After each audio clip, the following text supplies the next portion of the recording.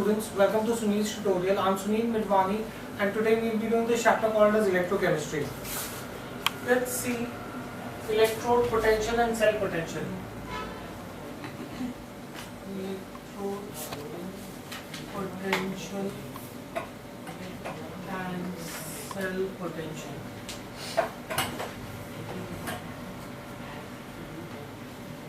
Guys, all along we've been saying that when a metal is dipped in its own solution, it forms ions. Why? Let's try to find out what happens when a metal is dipped in its own solution. Right? Now, when a metal is dipped in its own solution, you could have one of the following reaction taking place. Let's consider a beaker containing a solution.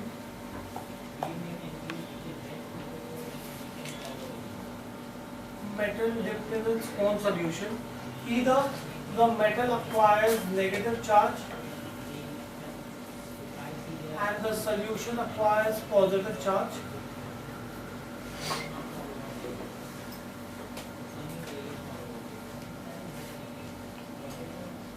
this is your metal dipped in its own solution, or I could also have a reaction wherein when the metal is dipped in its own solution,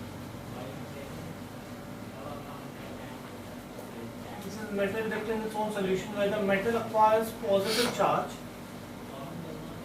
and the solution acquires negative charge. Where the solution is acquiring negative charge. And let's assume that this is again the metal dipped in its own solution. So you could have two kind of reactions that will take place when a metal is dipped in its own solution. Right? Now, when we talk about a voltaic cell, it consists of two half cells, each containing metal dipped in its own solution. At the surface of the separation of metal and solution, there will be a difference of electric potential between the metal and the solution. At this surface, there is going to be a difference in the electric potential between the metal surface and the solution. And this is why a potential is developed. And this potential is called as electrode potential. So when a metal is dipped in its own solution, there is going to be some electrical potential between the metal and the solution, and that is called as the electrode potential. Right? In voltaic cell,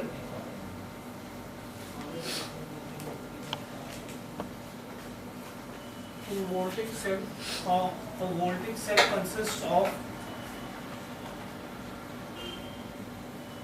of two half cells, each containing a metal electrode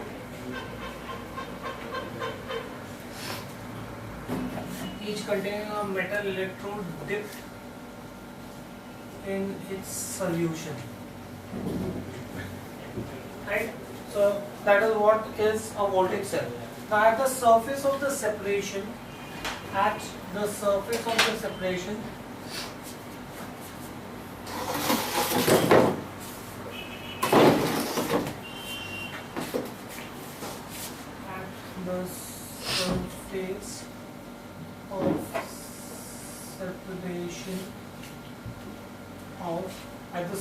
separation of metal and the solution, there exists a difference of electric potential. There exists a difference of electric potential. There exists a difference of electric potential between the metal and solution. Right?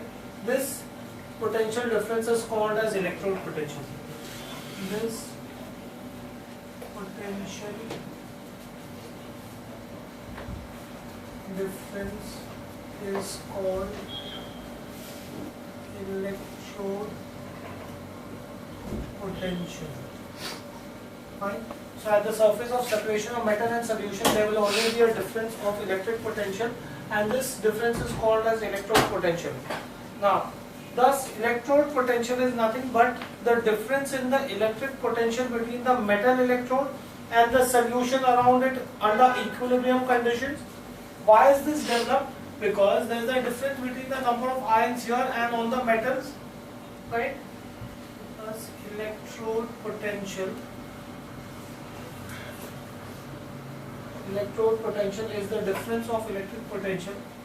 Is the difference of electric potential.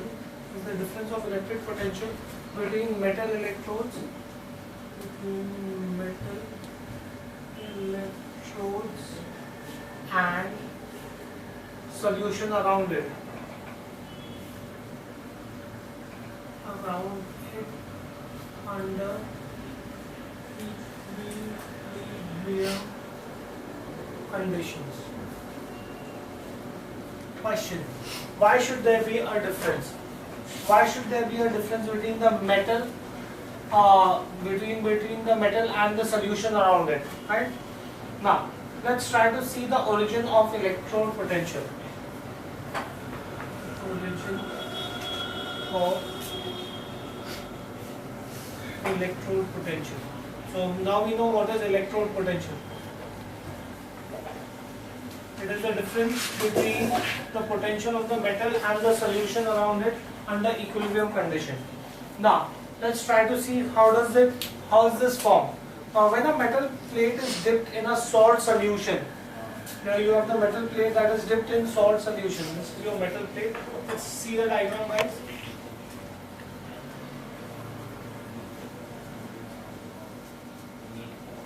This is your metal plate. When the metal plate is dipped in salt solution, you have solution here. Right? This is my solution. Right? So when a metal plate is dipped in salt solution, the metal atoms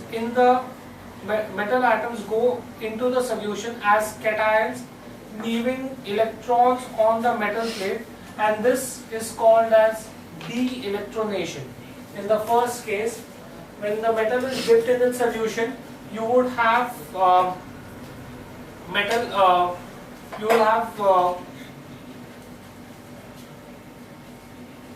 the atoms go into the solution as cations, leaving behind electrons on the metal plate.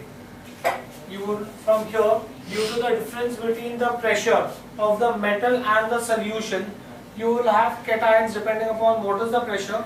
You will have cations leaving electrons on the metal plate, and that is de-electronation. Or the other way around, right? You could have metal cations from the solution gaining electrons from the metal plate due to the deposition of neutral atoms, and this will be called as electronation. So either you could have de-electronation or you could have electronation. Either you could have cations leaving the metal and going into the solution, or you can have cations from the solution coming onto the metal, right? So both the processes are taking place simultaneously. So when you have a metal dipped in its own solution, you will have cations leaving the metal and going into the solution. You will have cations from the solution coming onto the metal. Now it depends upon what rate is faster. Is the electronation rate faster or the de-electronation rate faster, right? For example, let's consider that the rate of electronation is faster than that of de-electronation. Then the metal will acquire a positive charge because you will have more number of cations being deposited onto the metal, right? In both the cases, the solution acquires the charge opposite to that of the metal rod. If the metal rod acquires a positive charge, the solution would have acquired a negative charge. This results in the formation of an electrical double layer. The metal is positively charged, the solution is negatively charged. The metal, there is going to be a difference between the potential of them. One has some positive charge, one has some negative charge.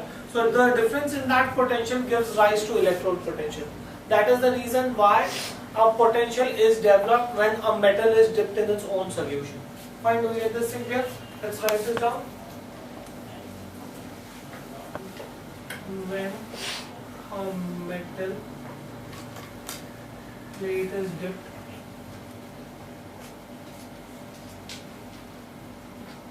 in its salt solution, and the metal plate is dipped in its salt solution. Metal atoms go into the solution. Metal atoms go into the solution as cations.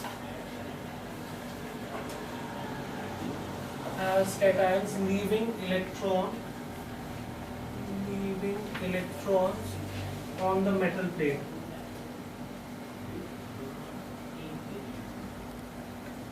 Right? This is de-electronation or oxidation. Electronation or oxidation. So either you could have oxidation taking place, or at the same time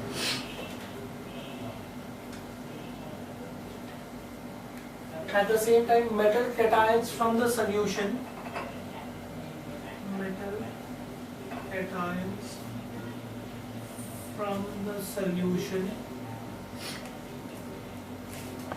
gain electrons from the metal plate,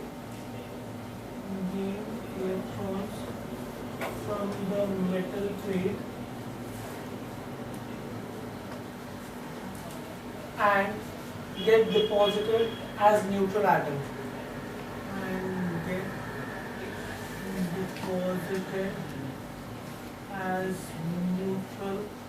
This is basically the two half cell reactions that take place.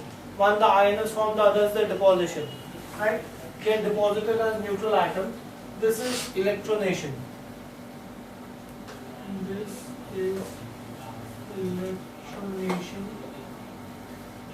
Or you can say reduction.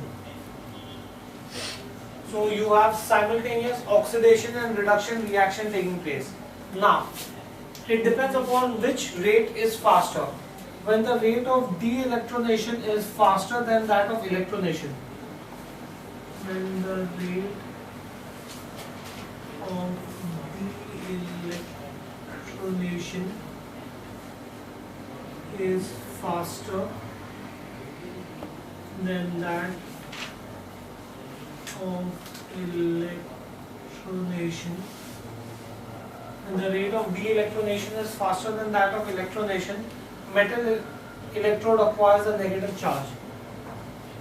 Metal electrode acquires a negative charge. Conversely, when the rate of electronation is faster,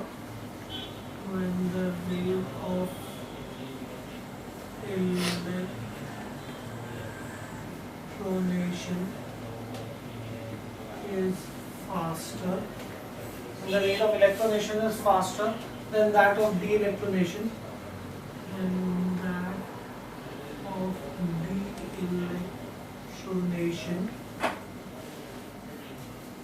you will have the metal electrode acquires a positive charge. Metal electrode acquires a positive charge. So either way, either the metal electrode can acquire a positive charge or it can acquire a negative charge. In both the cases, the solution acquires an opposite charge than that of the metal rod. In both the cases, solution acquires a charge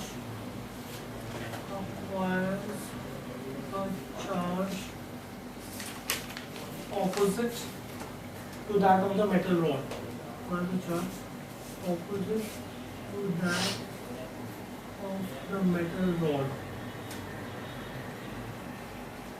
Right? Now, you have some charge on the metal, you have some opposite charge on the solution. Right? This results in the formation of an electrical double layer. This results in the formation of electrical double layer. This results in the formation of electrical double layer at the interface between the metal and the solution. At the interface between the metal and the solution. Right? Now, which gives rise to electrode potential? Which gives rise to electrode potential. So that's how you have electrode potential that is developed, right? Now, I can say that when the rate of de-electronation and electronation is same, that is called as a null electrode. That means there will be a zero potential developed. For potential to be developed, there should be a difference between the rate of electronation and de-electronation. When the rate of de-electronation and electronation are same, the rate of de-electronation and electronation are same. When the two rates are same, it is called as null electrode. It is called as null electrode as there is no formation. There is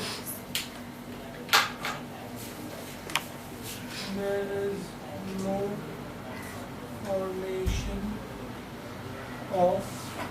formation of electric double layer.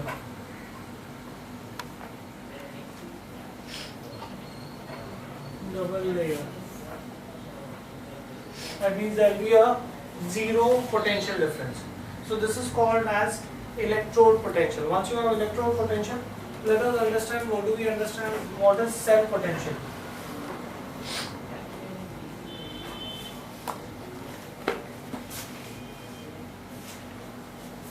What is cell potential? Now, during the working of the cell, you have redox reaction taking place, that is oxidation half and reduction half reaction taking place at different electrodes. The potential associated with oxidation half reaction is called as the oxidation potential, and the potential associated with the reduction half reaction is called as the reduction potential. Due to oxidation, there is going to be some potential that will be developed in one half cell, that will be called as oxidation potential. Due to reduction, there will be some potential developed in one half cell, that will be called as reduction potential, and due to oxidation there will be some other potential developed in the other half cell, that will be called as oxidation potential. These are called as your cell potential, right? I can say that during the working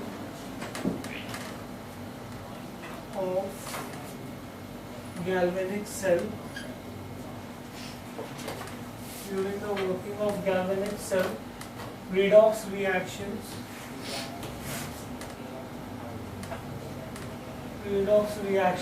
take place at different electrodes.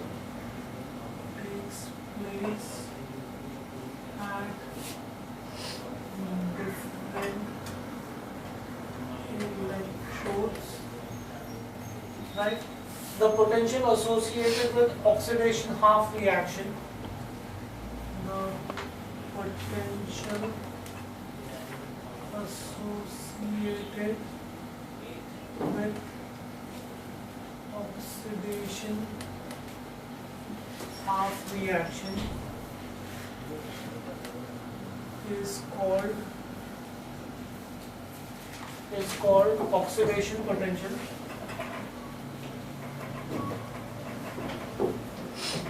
Called as oxidation potential, and that with reduction half reaction,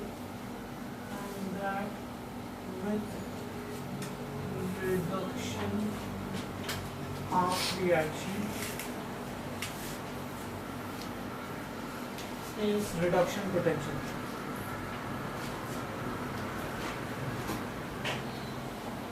Potential. Thus, the overall cell potential is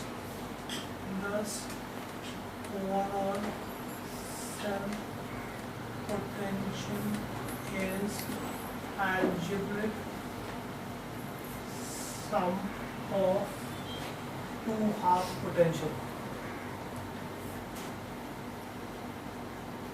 Right? So that is what is cell potential, right? Okay, we'll stop this here for the day. Thank you very much. Hi students, welcome to Sunil's tutorial. I am Sunil Mirwani and today we'll be doing this chapter called as electrochemistry. Guys, let's see where we left last lecture. Now, we had seen what is cell potential, right? We had said that cell potential is the overall potential. The overall cell potential is nothing but the algebraic sum of the two half cell potentials, right? Thus, I can say that potential of the cell is nothing but oxidation potential which is there at the anode plus reduction potential which is at cathode, right? That is going to be my cell potential. So thus, how do I define cell potential? Definition. Right? How do I define cell potential? I can say that the EMF or the cell potential of a cell is defined as the potential between the electrodes corresponding to the external flow of electrons from anode to cathode. In terms of definition, see, what is cell potential? It is nothing but the sum of the potential developed at the anode and cathode. So if I have to write this, I can say cell potential of a cell. Cell potential of a cell is the difference. Cell potential of a cell is the difference of the potential between the electrodes corresponding to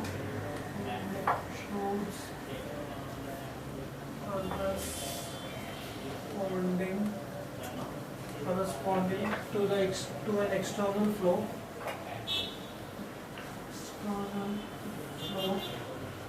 of electrons from anode, that is my left hand electrode, to cathode, that's my right hand electrode. Right? Do we get this thing here?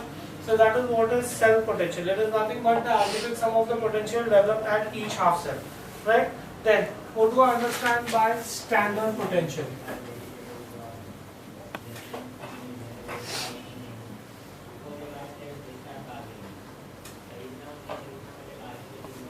What is standard potential? Cell potential and electrode potentials depend upon the concentration of the solution. They depend upon the partial pressure of the gas. They depend upon temperature.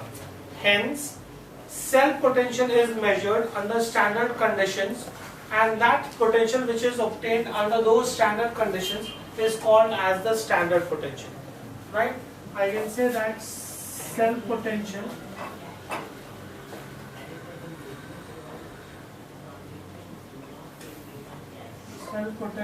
and electrode potentials depends upon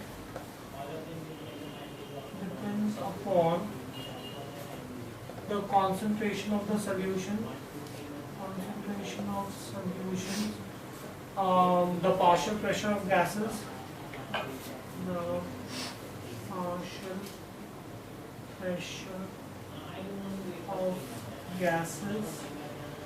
and temperature. That is what cell potential and electrode potential depends on. Hence, cell potential is measured under standard condition. Hence, these cell potentials are measured under standard conditions. Cell potentials are measured under standard conditions, that is solid, liquid or in their pure form. Solid, liquid or in their pure form. Liquids, solids, liquids in their pure form.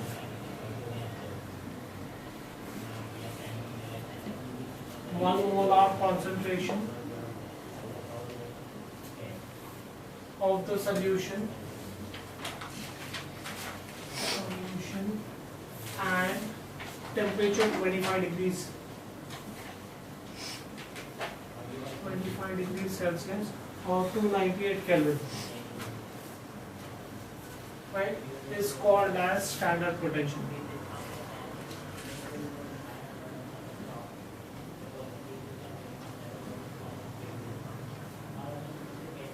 That means when I try to find out cell potential of a solution whose concentration of the solution is 1 molar, where the electrode is in its pure form, the concentration of the solution is 1 molar, the temperature is 25 degrees Celsius, whatever cell potential I get will be called as standard potential.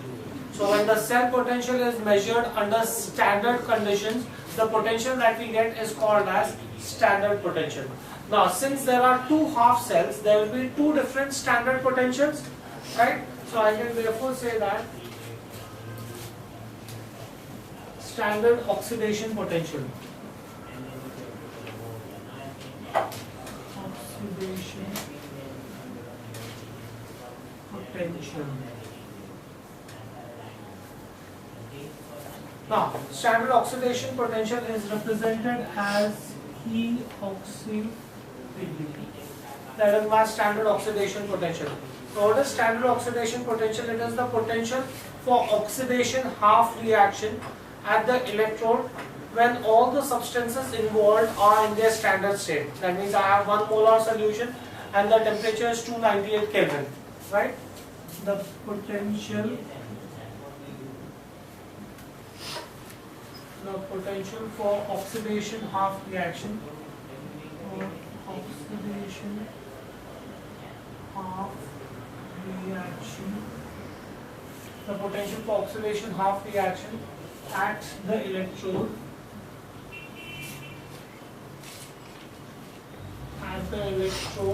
when all the substances involved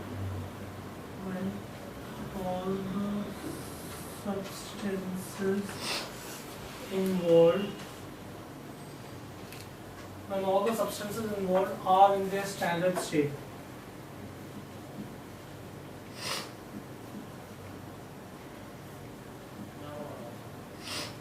All the substances involved are in their standard state. That means I have the solution, concentration of the solution is 1 molar and the temperature is 298 Kelvin.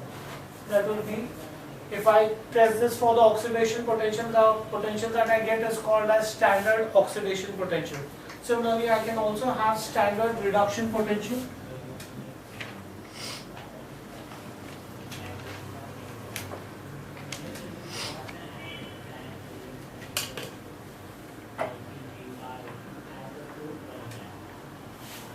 Standard reduction potential, that is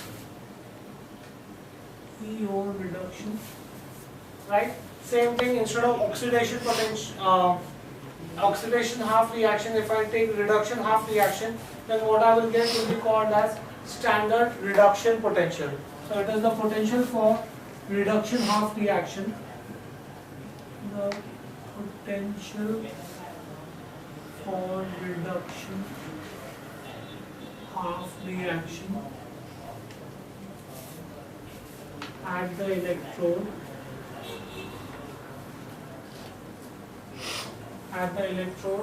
when all the substances involved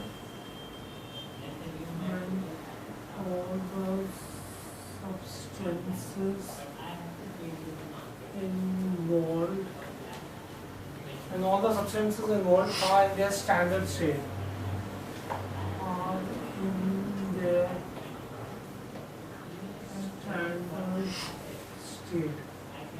Standard state, that means concentration of the solution is 1 molar and the temperature is 298 Kelvin. That would be called as standard reduction potential, right? That means I can say that standard oxidation potential of a cell should be nothing but the negative of standard reduction potential of a cell. I can say that standard oxidation potential of an electrode should be equal to negative of standard reduction potential of its electrode. If I use the same electrode, whatever oxidation potential I get, the negative will be the reduction potential. Thus, I can say that, therefore, standard EMF of cell is going to be nothing but standard oxidation potential of this, which is at the anode, plus the standard reduction potential which is at cathode. Right? As it is, we said that EMF of the cell is the sum of the oxidation and the reduction potential. So this is what it is going to be. Thus, I can now define standard EMF of the cell. It is the potential of the cell when the solutions are 1 molar, the gas is at 1 atmosphere, the substances are in their pure form, and the temperature is 298 Kelvin. Therefore, standard EMF of a cell, it is the potential of cell when solutions are 1 molar, gases are 1 atmosphere, pressure 1 atmospheric pressure, liquid solids in pure form, liquids solids in pure form, with all at 298 Kelvin. Right? That would be my EMF of the cell. Right? Thus, I have already given you this. EMF of the cell is nothing but standard oxidation potential plus standard reduction potential. Right? Now, as per the IUPAC convection, the standard reduction potential is called as standard potential. Right?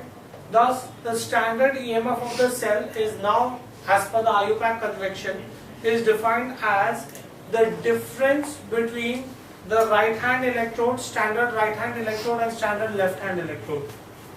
According to IUPAC convections,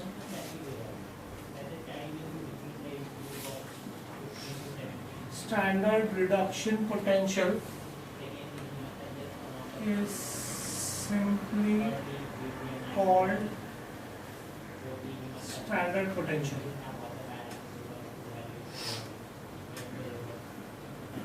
Right? So instead of saying standard reduction potential of the cell, we call that as standard potential. Now we know that the standard reduction potential of the cell is the negative of standard oxidation potential. Since both of them I'm calling as standard potential, then how do I define the EMF of the cell? The standard EMF of the cell, standard EMF of the cell is the difference between the standard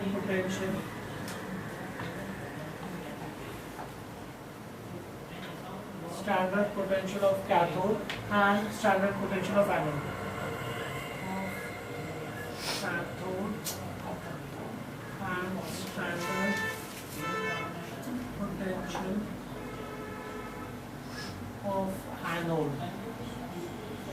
Therefore, I could say that standard EMF of the cell is nothing but the difference between the standard potential of right hand electrode minus the standard potential of left hand electrode. So calling it as oxidation potential, they call this as left hand electrode and right hand electrode.